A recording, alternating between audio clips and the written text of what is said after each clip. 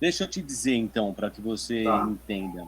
Nós estamos fazendo esse. É um mini doczinho sobre tá, a história desse autor, né, do Plínio, que é fundamental para a isso. gente. Chama-se Plínio e seus Marcos. Ah, que massa, seu Marcos. Ah, legal, Legal, né? legal, legal. E aí a gente está conversando exatamente isso, sobre os marcos dele, sobre as histórias fundamentais, como ele foi importante, fundamentalmente para o teatro Uhum. paulista. Mas aí a gente começou a pesquisar isso e a gente viu que é um equívoco nosso, não é só para o teatro paulista, é para o teatro nacional, cara. E É, com aí, certeza. quando eu vi isso, me veio você na hora, me veio aquela imagem da sua peça lá na coxia do teatro, lá em Guaçuí. Eu falei, putz, eu preciso falar com o Edson.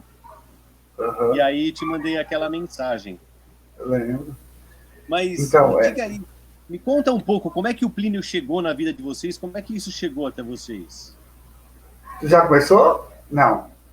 Ah, já É, estou tá. gravando, o que for foi. Já, Depois a gente vai então editar, né? tá, tá. Vai editar Depois vai depois, editar. né? É. Então, deixa eu só, eu estou marcando tua foto aqui. Peraí, companhia Matilde. Cadê, meu Deus? Tá aqui, companhia Matilde. É, porque tem que divulgar para todo mundo, né? Ah, sim.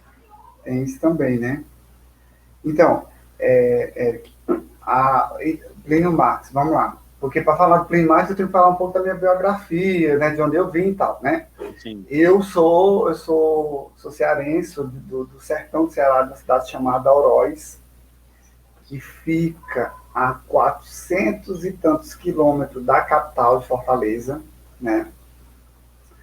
Aí eu morei em Auróis, eu vivi em Auróis até os 17 anos de idade. Minha mãe faleceu, né? Meu pai já tinha abandonado a gente e tal. E aí, com 17 anos, eu fui para São Paulo. Para São Paulo, morar com a tia, né? Tentar a vida lá e tal. Quando eu cheguei em São Paulo, eu comecei a trabalhar nas empresas, aquela coisa toda, né? Isso foi o quê? 2000 e quanto, hein? Ah, Jesus. 1997, 98, uma coisa assim. Aí eu comecei a fazer cursos de teatro em Sorocaba. Eu morava em Salto, que é próximo a Sei. Campinas, próximo da Itu, né? Próximo a Itu. Aí tinha um curso que eu fazia no final de semana. Na verdade, eu não fiz esse curso no final de semana, eu fui reprovado porque não tinha dinheiro para fazer o teste. Que foi Sorocaba. Tinha aqueles cursos que era curso do Estado, tipo Oswaldo de Andrade, né? Sei, Ciências sei. culturais e tal, né? Aí eu fui reprovado nesse curso. Aí depois eu comecei a fazer teatro na própria cidade de Salto, né? E lá tinha uma galera muito boa que estava fazendo curso no Macunaíma. Aí eu fiquei interessado pelo curso do Macunaíma e tal, e aí fiz alguns cursos, algumas coisas, e conheci uma galera do Macunaíma, e aí foi onde a minha aproximação com o Plínio aconteceu pela temática do Plínio, né?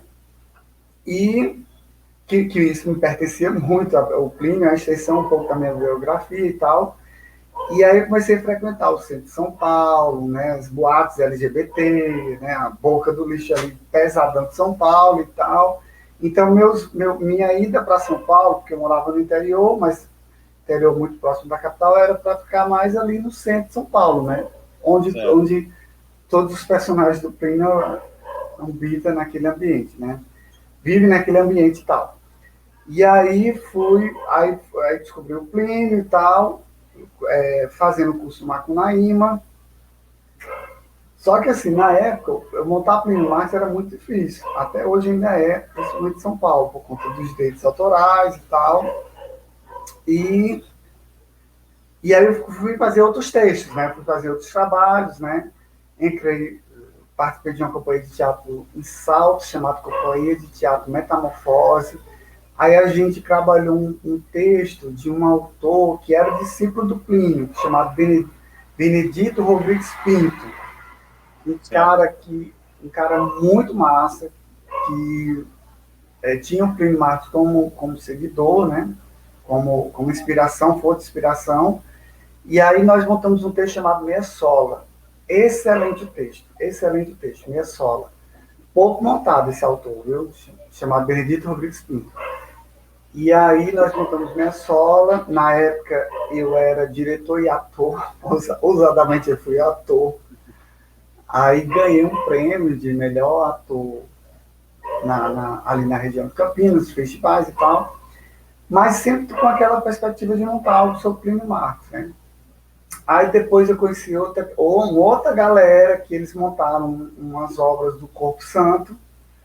O Corpo Santo também é uma outra área que também eu adentrei também. E, e aí fui descobrindo, aí, né, passei um bom tempo em São Paulo, passei 14 anos em São Paulo, mas não montei Plínio em São Paulo, não tinha condição de montar Plínio em São Paulo. Aí o que acontece? Eu vim, paralelo a isso, eu fiz um concurso dos Correios, né? Passei no concurso dos Correios para ser carteiro, não sabia o que era ser carteiro, nada, absolutamente nada do que era Correios e tal. Isso aqui em São Paulo? Aqui em São Paulo, eu estou em São Paulo. Aí em São Paulo, eu comecei a trabalhar nos Correios quando eu tinha 19 anos, né? 19 anos, passei no concurso e tal, trabalhando como carteiro, fazendo cursos de teatro, participando do festival, mas tudo muito ligado ao teatro amador, né? Que o teatro amador é muito forte em São Paulo, né? Era muito forte. Sim. Hoje você não sabe mais o que é nada. Enfim, não tem que ter essa diferença de nada. Teatro, arte, é tudo por si só igual. Eu acho que a diferença que tinha, porque na época o sindicato SATED, né, eles pegavam muito no pé das pessoas, né? Eles barravam, eles queriam muito que as pessoas apresentassem o DRT, aquela coisa toda, né? Enfim. Aí eu peguei, trabalhei, eu morei em São Paulo 12, 13 anos. Trabalhando nos Correios, fazendo teatro, jogava também handebol, também teve a cena atleta também, eu joguei muito tempo handebol. E aí eu vim para o Ceará, né? Eu consegui uma transferência para o Ceará. Em que ano foi isso? O ano que eu vim para o Ceará foi em 2002, eu acho 2002. Certo. Cara, a minha vida é um filme. Você tem que escolher qual o período que você vai retratar a minha biografia. Porque assim, por exemplo, vamos lá, o momento que eu trabalhei em São Paulo, nos Correios, dá um filme. Fora outras histórias, assim, né? E aí, mas assim, por exemplo, a minha transferência nos Correios foi muito engraçada. Eu não conhecia a capital Fortaleza. Eu vim conhecer a capital Fortaleza depois que eu estava em São Paulo, que eu vim passear em Fortaleza nas férias, e aí conheci Fortaleza e fiquei apaixonado pela capital.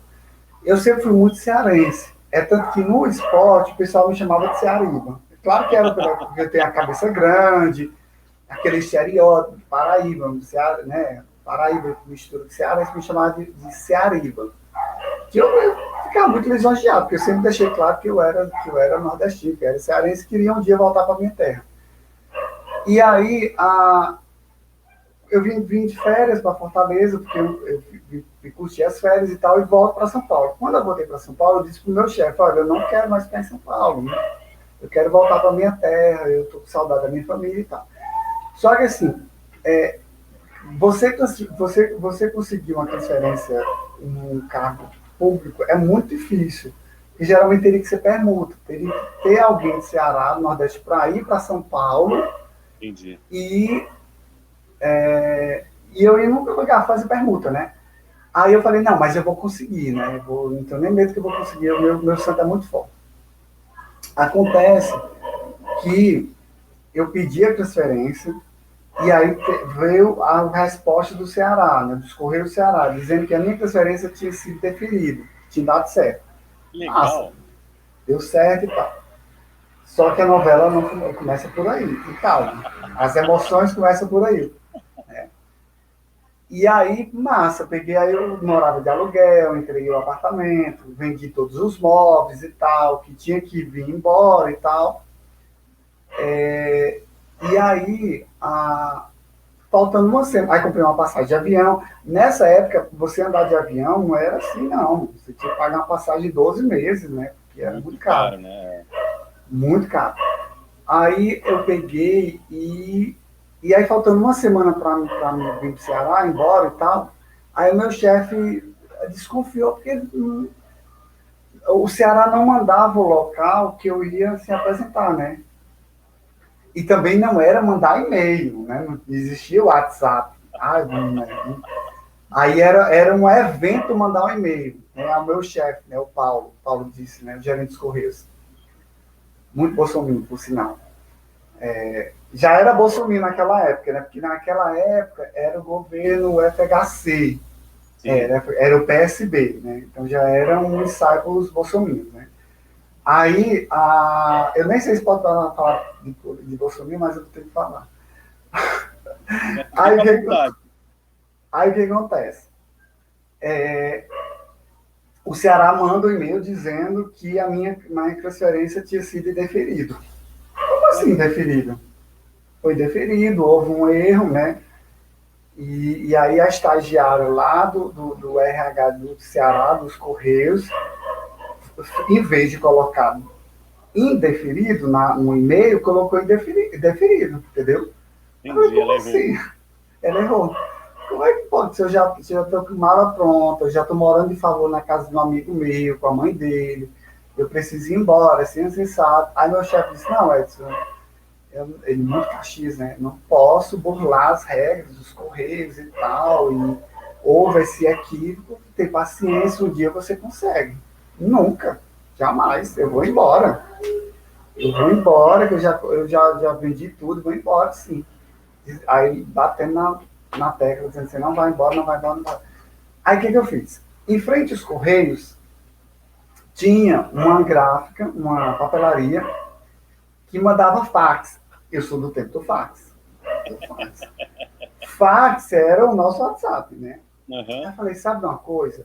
Como eu já sou escandaloso e já sou confuseiro, eu vou pegar uma grana que eu tenho e vou mandar fax para Deus e o mundo. Aí eu peguei e contei minha história no fax e tal. Olha, eu sou funcionário dos Correios, eu estou na rua, eu vou chamar a imprensa. Maior escândalo. Aí eu coloquei minha história, comecei a mandar para tudo que é gente. Gerente, não sei da onde. E nessa época era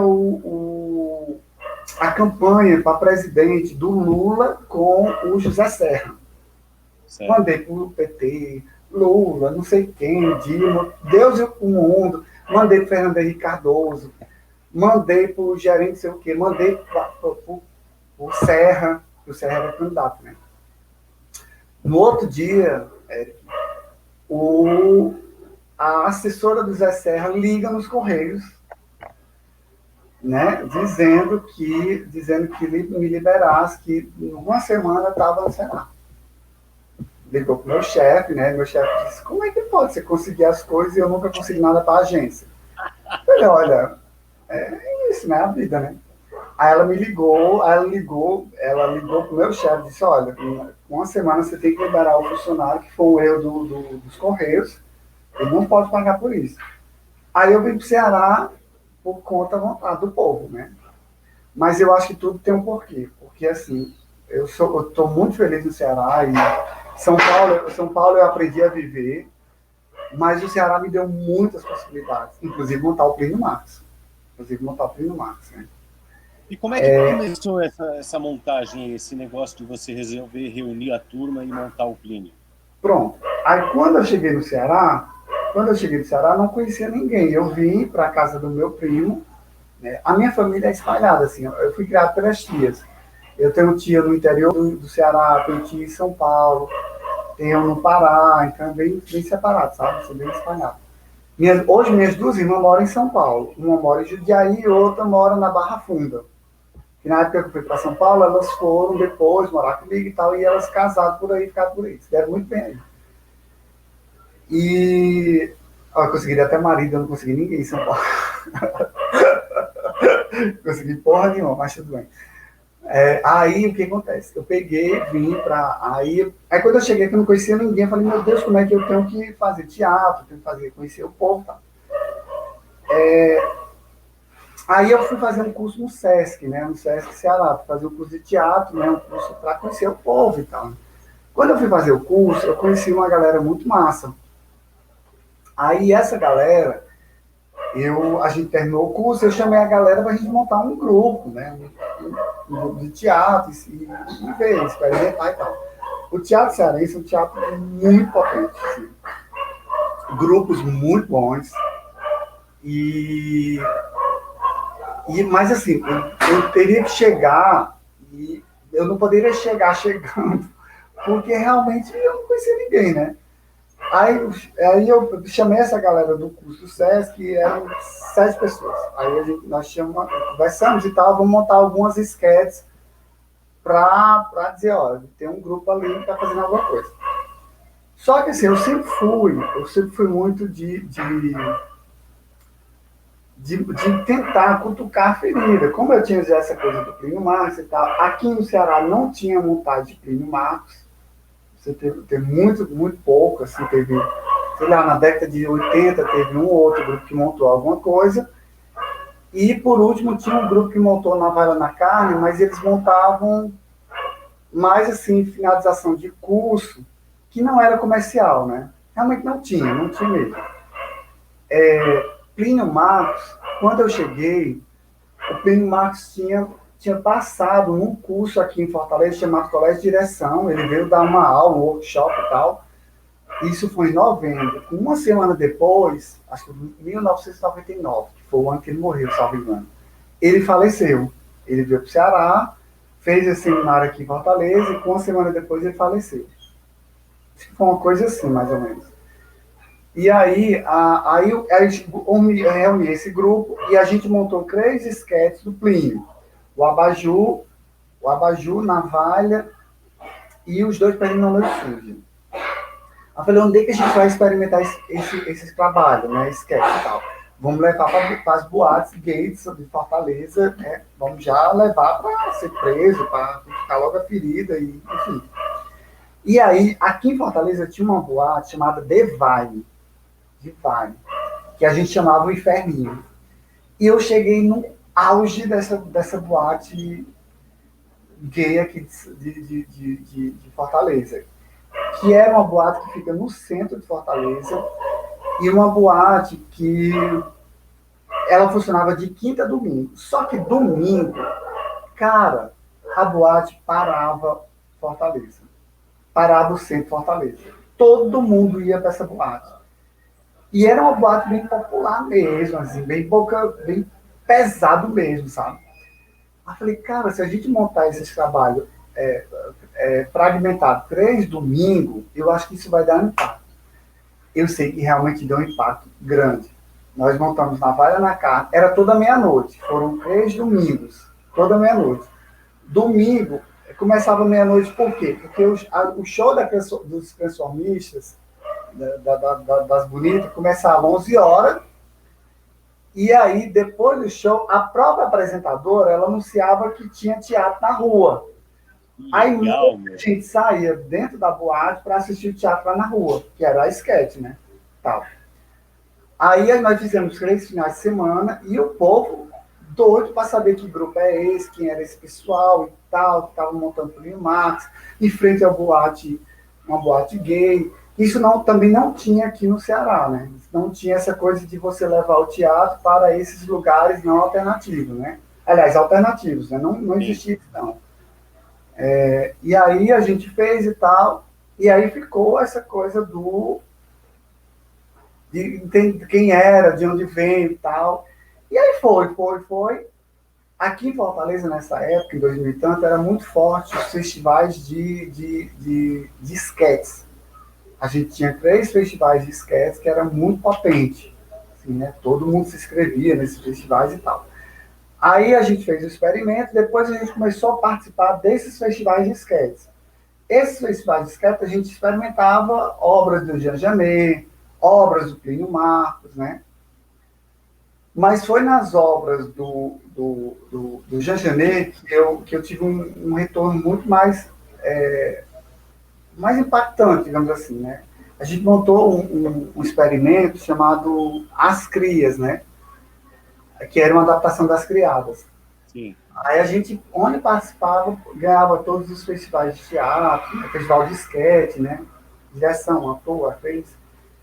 E aí a gente também, quando mandava o texto, a obra do Jean Genet, né, em sketch, mandava também alguma adaptaçãozinha do Plínio, né? Mas tudo de forma experimental, né? E a gente sempre estava ali se destacando, e aí o pessoal querendo saber quem era o grupo e tal. Aí chegou no momento a gente, poxa, vamos montar um grupo. A gente não tinha grupo, a gente tinha amigos, era um bando. Aí nós montamos o grupo chamado Imagens, porque o primeiro texto que nós montamos foi da obra do Benet Rodrigues, que é um texto chamado Imagens. É a obra da relação incestuosa de um pai com uma filha e tal, porque a gente não tinha os direitos autorais do Plínio, né? Aí depois nós botamos Imagens, em 2004. Em 2006,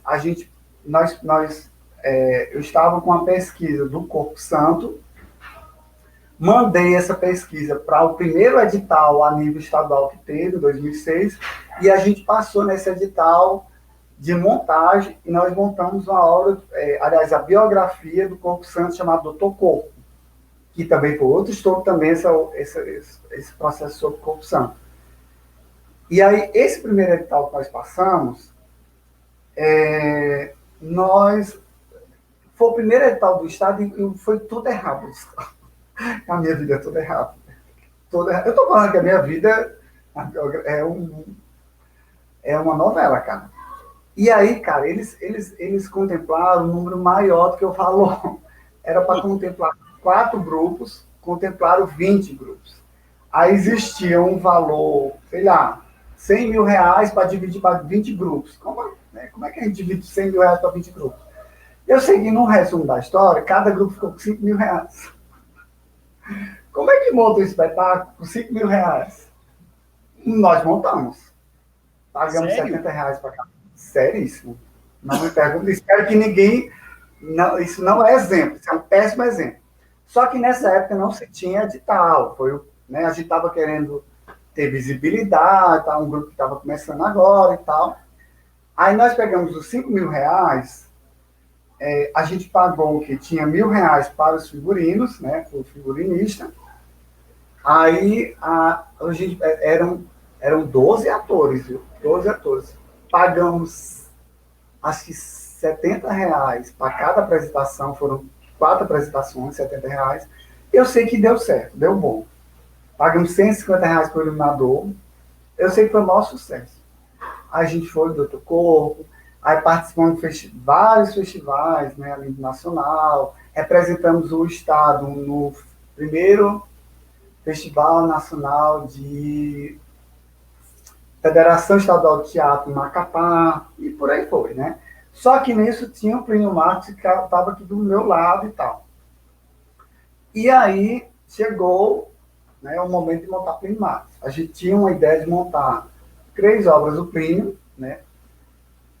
O Abajur, o Barrelo, o Navalha, e aí a gente tinha essa ideia de montar, só que a gente não conseguia direitos autorais, não conseguia nada e tal, né? Aí a gente tinha o trabalho tanto do Dr. Corpo como outro trabalho, a gente tem uma linha de pesquisa chamada pesquisa etnografia da cena, que é onde os atores vão para a rua, né, passam a vivenciar tudo aquilo na pele e tal. Por exemplo, o Dr. Corpo é uma obra que é um texto que é sobre a loucura e tal. A gente passou 6 meses dentro do manicômio. Então, todo o nosso trabalho, a gente vivencia toda aquela experiência, traz para a cena e enaltece o texto do autor, mas a gente traz muitas cenas vivenciadas para o texto, né? Que aí eu vou chegar a falar do Plínio Marcos também. E aí, o que acontece? Nós pegamos, mandamos um projeto para a Funarte. Nós passamos um edital da Funarte, e aí nós montamos o Abajur, o Barrelo e Navalha. Só que daí foi um maior imbróglio também, porque não sabia se eles iam pagar para ser esse edital e tal, e passando o tempo, eles pagaram o projeto e deram um prazo de 6 meses para a gente executar. Como é que a gente executa 3 obras do Plínio em 6 meses? Né? Mas, amigo, a gente executa. Aqui no Ceará a gente é meio doido, os nordestinos a gente é meio raçudo aqui. E aí, assim, era loucura, assim, você saía de um cabaré e ia pro presídio. Porque o abajur era ambientado totalmente num puteiro. Porque quando eu montei o Meia Sola lá em São Paulo, a gente montou ambientado dentro de um puteiro. E aí a ideia de montar dentro do puteiro, dessa pesquisa etnográfica, já vinha lá de São Paulo, né, em 1990 e tanto, quando a gente montou o Meia Sola lá em Salto, para montar essa obra do Plínio do Abajur dentro do ambiente do puteiro e tal. E aí a gente pesquisando puteiro e tal, e aí montamos o Abajur em 2009. Depois montamos o Barrela. Barrela foi outra pesquisa muito dolorosa, por sinal. Eu tive até que...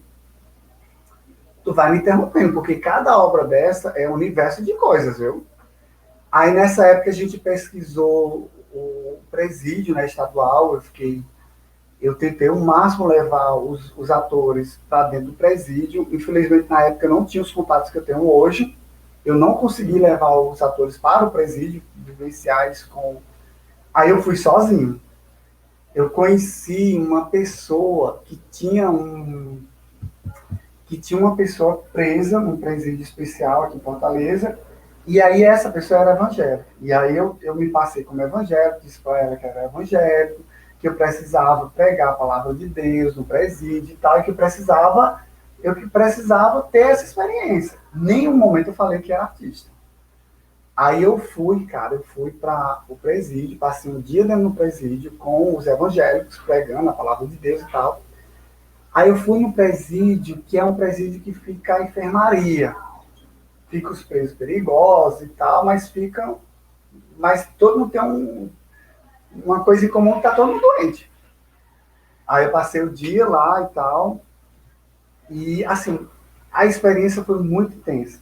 Então, todas as cenas que eu vivenciei naquele dia, eu coloquei no Barrela, desde o momento que eu fui revistado, que eu tive que tirar a roupa, que eu tive que me agachar, que os caras falavam no telefone celular, um passava para a cela do outro, e a droga rolando a torta direito e tal.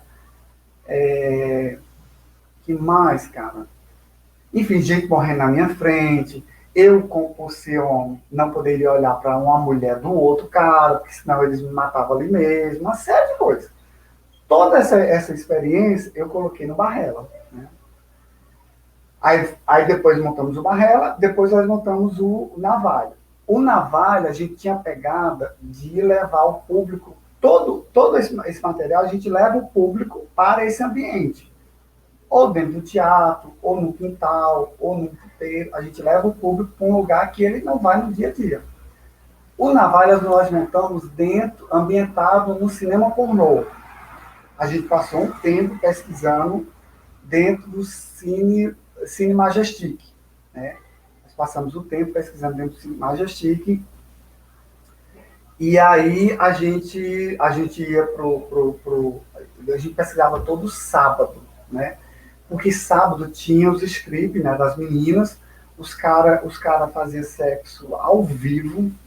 Quando eu falo ao vivo, é luz branca, é uma aproximação de, sei lá, eu aqui, a gente aqui, o público aqui, e o cara comendo a menina ali do lado. E a gente vendo tudo isso. Aí a menina fazia show de script e no final ela tinha que casar com 5 caras. Né? Aí tinha toda uma performance, né? Aí tinha um locutor que chamava o povo para subir no palco, falava vários palavrões e tal. E aí esse cinema fica no centro de Fortaleza. O cara paga R$ 3 para entrar no cinema e lá rola de tudo. Ele sobe para subir para comer a menina. Enfim, rola de tudo.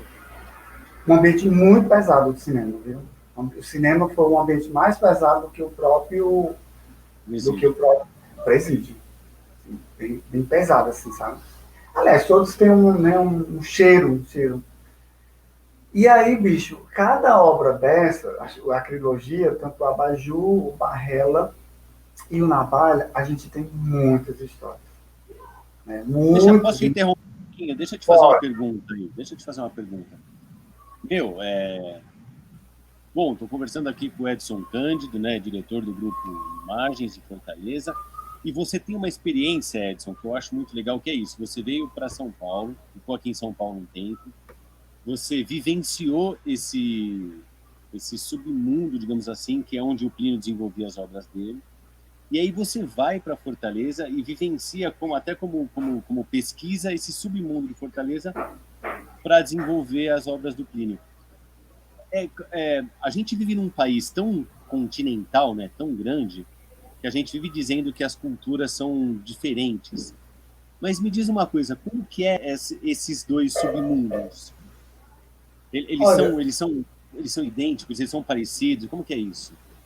o próprio Pino falava, né, que as obras dele é atual porque realmente o país não evoluiu, né? Então, assim, não existe muita diferença. Eu vivi ali a boca do lixo de São Paulo, que eu morei também no centro de São Paulo, e não há muita diferença, não. É o mesmo puteiro, mesmo boate LGBT, que a mais que tem em São Paulo, a mesma coisa que tem aqui. Não há diferença. A mesma Cracolândia é a mesma Cracolândia que a gente tem aqui também. Então, não há diferença. O mesmo país, não existe uma diferença, não. Então, E você me falou que o Plínio morreu em novembro de 99. Você falou que um pouco isso, antes disso ele passou aí por Fortaleza. Quando passou. você, quando você propôs isso para o seu grupo, de montar, porque eu vou ser sincero, eu conheço alguns atores que não são muito, que preferem uma coisa mais leve. Enfim, questão de preferência. Como é que foi quando você propôs para o seu grupo essa pesquisa tão visceral, tão aprofundada? Cara, eu tenho muita sorte. Assim, eu digo para todo mundo, de coração, eu não me sinto um puta diretor. O que eu me sinto é um puta sortudo de conhecer um elenco fodido. Porque, assim, cara, eu tenho um elenco, assim, pauleira, fudido mesmo, que a galera, eles embarcaram nessa viagem minha e a galera às vezes até pergunta, meu Deus, como é que você tem coragem disso? Sabe, assim, a gente teve situação, vou dizer uma situação aqui para dizer, meu Deus, não, essa é mentira. A gente tinha uma menina que fazia o Abajur Lilás, que o pai dela era da Polícia Federal, né? Polícia Federal. Muito bonita, por sinal, a menina. E aí a menina embriagada, assim, pelo teatro, né, naturalista, realista e tal. E ela sabia que o pai dela ia assistir o Abajur Lilás um dia. E ela fazia uma das meninas que fazia script no Abajur Lilás e tal. E aí eu mudo muito, eu sou muito quieto. Eu mudo muito, muito, muito. O abajur que você assistiu na Bahia não é o mesmo abajur que você assistiria hoje. Não é. E se assistir amanhã também é outro abajur.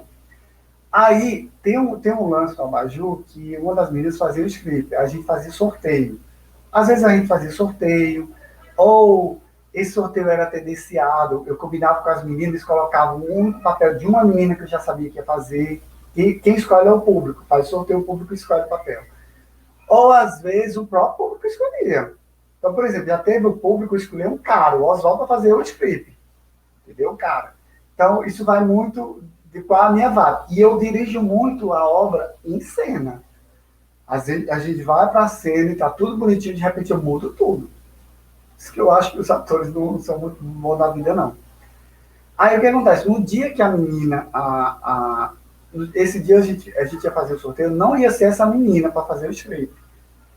Só que eu esqueci de fazer o papel e direcionar o papel da menina que ia fazer o script. E na hora, nem eu tinha esquecido o papel e o pai da menina, muito bravo, sinal muito bolsominion, na Polícia Federal, policial e tal, gaúcho no Ceará e tal.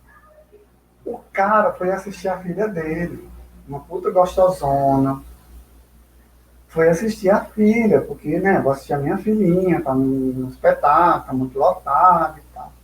Só que o pior é que eu tinha que colocar o público para escolher a menina que ia fazer o script. E o público escolhe a menina. No dia que o pai da menina foi assistir.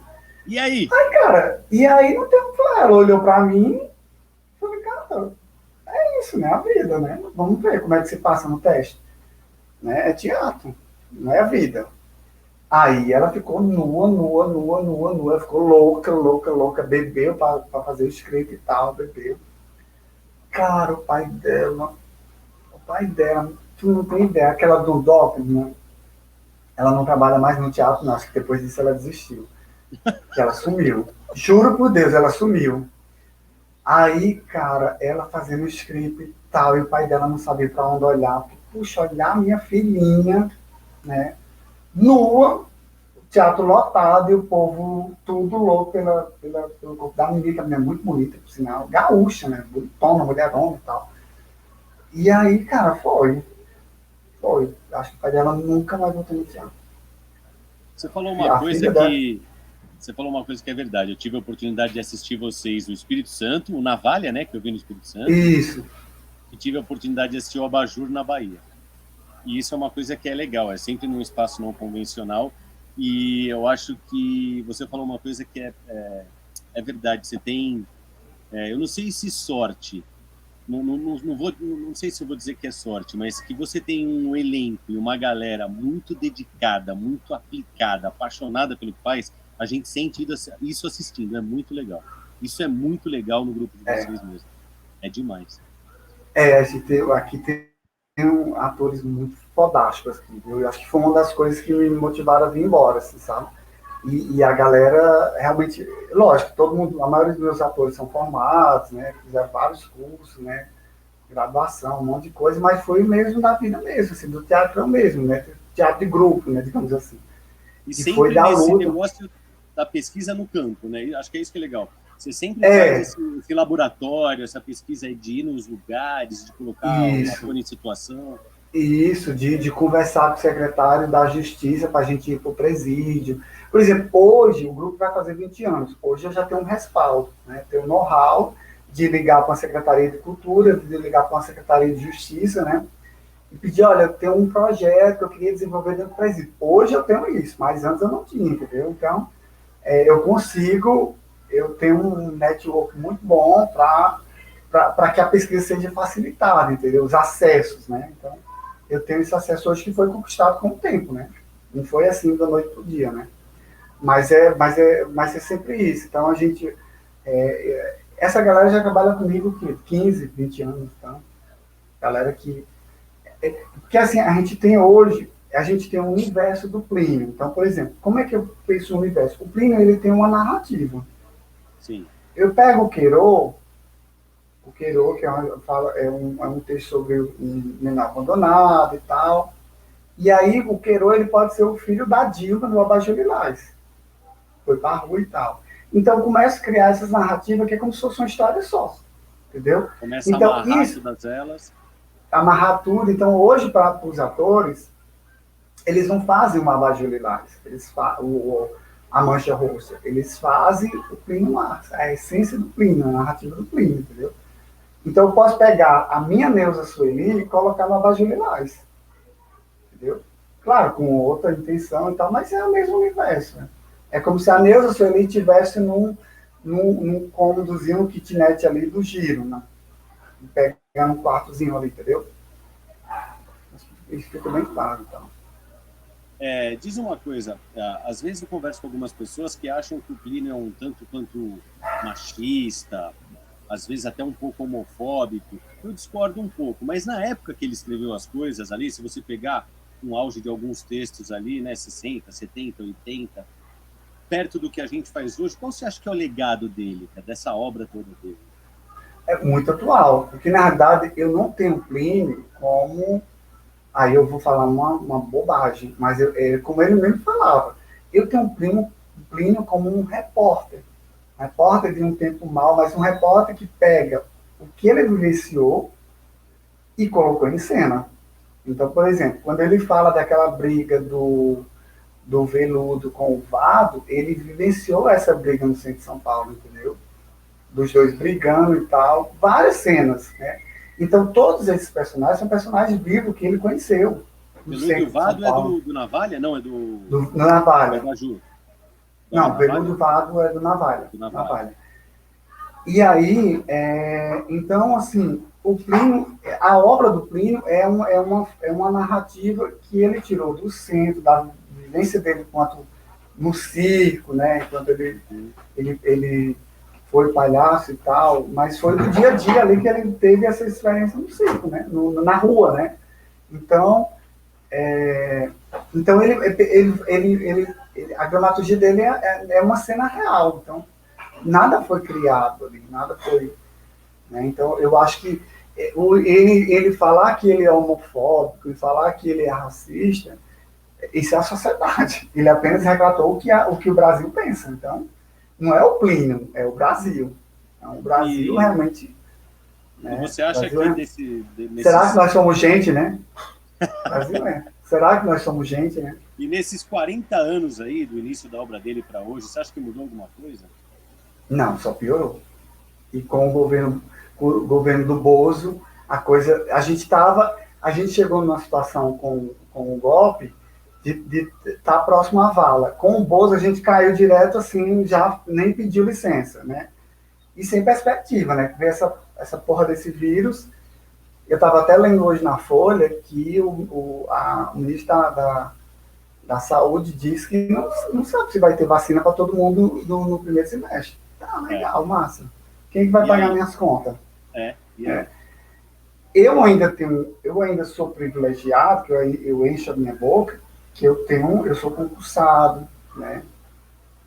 Mas assim, se toda a minha renda fosse da cultura, eu estava fodido. Porque, por exemplo, a maioria dos nossos colegas estão desempregados, né? Estão sem nada há um ano quase, né? Verdade. R$600 não dá, amigo. Não dá para você R$600 de auxílio. Não dá mesmo. E aí, cara, eu fico perguntando como é que vai ser da gente. E hoje, montar o Plínio hoje aí em Fortaleza, qual é a receptividade? O que você sente das pessoas? Porque você é um diretor que você sempre coloca o público ali como atores, né? É muito legal as obras do Edson, porque a gente faz parte do negócio. Acontece umas coisas, quando você menos espera, você está em cena, é muito louco. Como é que é a galera receber isso aí? Não, aqui a gente tem um público muito bom, a gente conseguiu formar a plateia, a gente tem um público grande. Então, por exemplo, todos os espetáculos a gente tem um público, né? A gente foi muito ousado. Na época, a gente começou a fazer bilheteria, a gente pedia R$3, R$6 inteira, R$3 meia. E aí teve uma diretora que foi importantíssima para a gente, uma gestora do Teatro Zé de Alencar, chamada Isabel Gugel. Ela ficou louca pelo nosso trabalho e ela pôs essa ousadia para a gente, de ficar em cartaz quase um ano no Teatro Zé de Alencar, cobrando bilheteria, uma coisa que grupos não faziam. E aí, nesse boom que veio o Plínio Marcos, veio também um boom das travestidas. Meu amigo do Silvério Pereira, Silvério com a temática LGBTQIA+, e tal. E a gente fazia as mesmas temporadas junto. E a gente combinava as bilheterias. No Ceará, não existia bilheteria de 20 e 10 reais. Não existia. Nós fomos os precursores, eu e o Silvério. Né? O Imagem e o grupo do Silvério, só vestida. Aí a gente começou a colocar a bilheteria de 20 e 10 reais. Isso temporada todo mês no Teatro Zé de Alencar. Aí um mês a gente ficava sábado, outro mês domingo, outro mês terça, outro mês quarta, entendeu?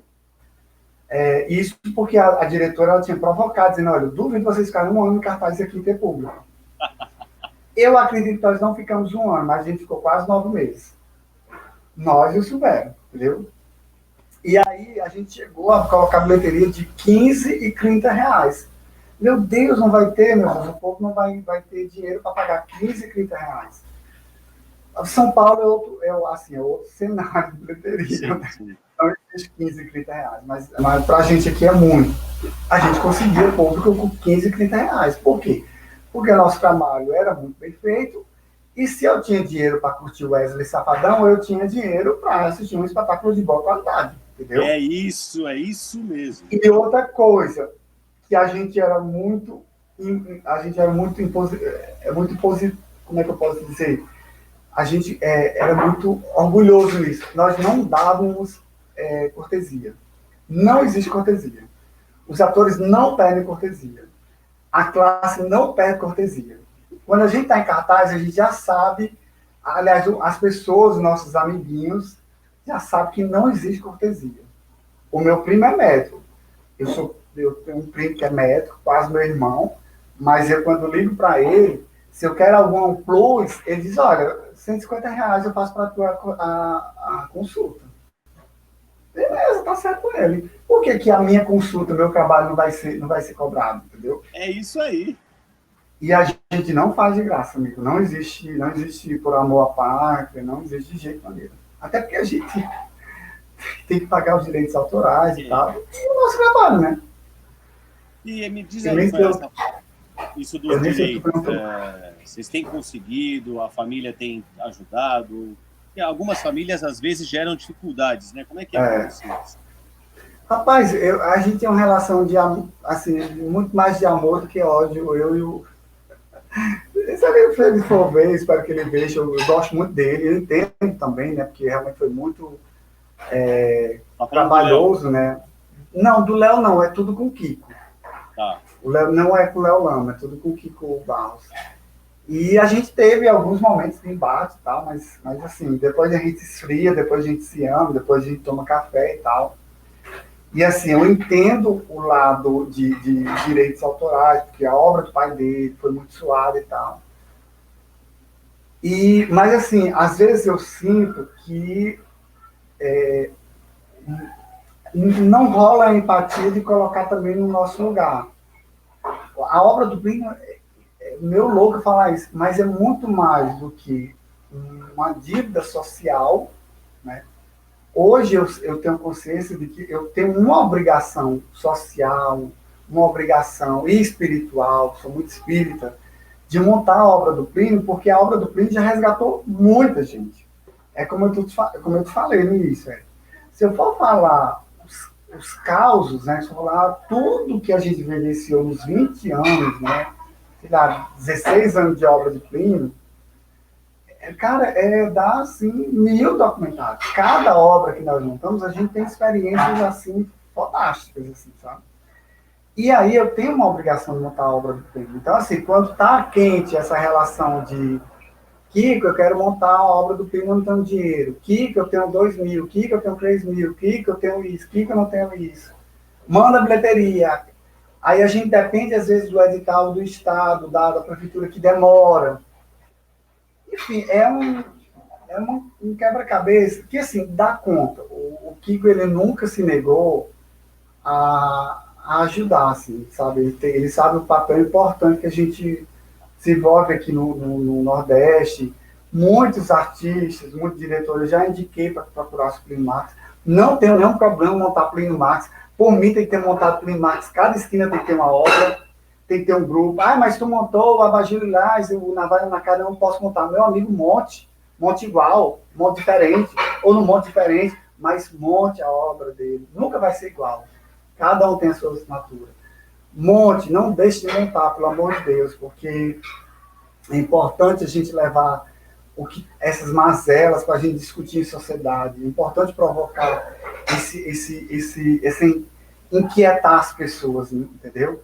A gente tem depoimentos lindos assim, de pessoas que nunca foram no teatro, pela imagem, pela obra do Plínio, foram ao teatro. Poxa, Edson, eu nunca tinha vindo ao teatro. Mas a primeira vez que eu venho ao teatro, não quero mais sair do teatro. A gente tem a gente tem hoje atores que eram nossa plateia, que assistiu Imagem, que hoje é nosso ator, entendeu? Que Então, legal, hein? então não tem como não montar. Então, assim, a nossa relação é muito amigável com às vezes, um ou outro teve uma coisa ali, mas isso faz parte da relação, né? A relação é construção, né? Então ele é muito solícito quando eu preciso dele. E Edson, a gente está já há 50 minutos, eu vou ter que finalizar daqui a pouco. Eu queria saber o seguinte de você. De agora para frente, você vem montando o Plínio há 16 anos, estuda o Plínio há 20 anos. E a próxima, o que você pensa? Por exemplo, ano que vem, digamos que vai acabar a pandemia, deu tudo certo. Qual é o próximo passo do Grupo Imagens em relação ao Plínio? Cara, a gente vai remontar todas as obras do Plínio. E aí eu tô querendo também montar o Queirô, né? Queirô eu quero montar na praia de Iracema, na correria lá do povo das praias, montar de um bairro para outro, de um bairro mais pauleira que fica lá no Poço da Grávia, um bairro de periferia, juntar com a Praia de Iracema, que é a parte mais burguesa, entendeu? Então, fazer esse paralelo.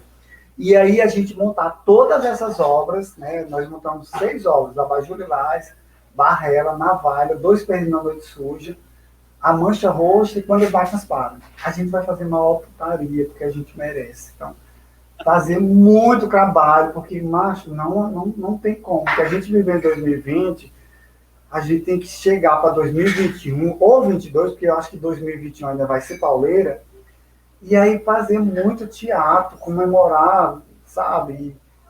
E assim, também foi a gente pode também ressignificar muita coisa, né? O quanto é importante a gente estar no mundo normal com vacina para a gente dar valor ao nosso trabalho, né? Verdade. E acho que muita coisa a gente teve que ressignificar também. Então é não parar de fazer teatro.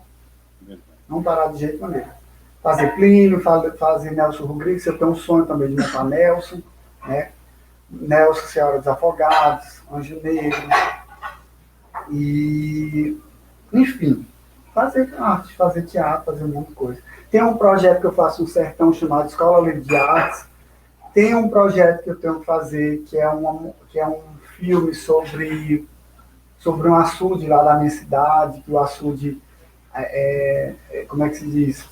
Eles construíram o açude em cima de uma comunidade, a comunidade teve que sair correndo, que invadir a água, e até hoje a família não foi indenizada, isso já faz mais de 50 anos. Né? Caramba! Enfim, projetos não faltam. Meu nome é projeto. Meu nome é arte. Pô, que legal, velho. Edson, muito obrigado, meu velho. Que massa. Obrigado mesmo. Eu mandei uma mensagem, você me respondeu prontamente, você foi extremamente ágil, de uma generosidade absurda. Pô, que legal, te agradeço demais, demais. Faz um bom tempo que a gente não se vê, mas não me sai aquelas 2 montagens que eu assisti de vocês da cabeça. Que massa, eu acho assim, eu reforço, a arte ela não é minha, não é sua, a arte é para o povo. A gente não pode ser orgulhoso, soberbo, ai meu Deus, não quero trabalhar, não quero fazer isso. Cara, isso não é a vibe do artista. O artista, ele empresta seu corpo, seu talento, suas coisas aí para o outro, para a sociedade, para a gente tentar mudar as pessoas, entendeu? Ou tentar mudar, ou provocar uma reflexão política, alguma coisa. Senão, meu amigo, a gente vai ter esses bolsos, esses desgovernos pro resto da vida, se a gente não conseguir provocar essas discussões na sociedade. Então, eu acho que é isso. Eu acho que é isso que o Plínio quer, é isso que é provocar isso, essa inquietude. Eu acho que é bem verdade, isso. Você tem razão. Obrigado, viu? Foi uma delícia esse bate-papo, meu velho. Vamos nos falar mais. Vamos sim. Abraço, tudo de bom. Boa sorte, beijo. Pra nós, beijão, tchau. Beijo.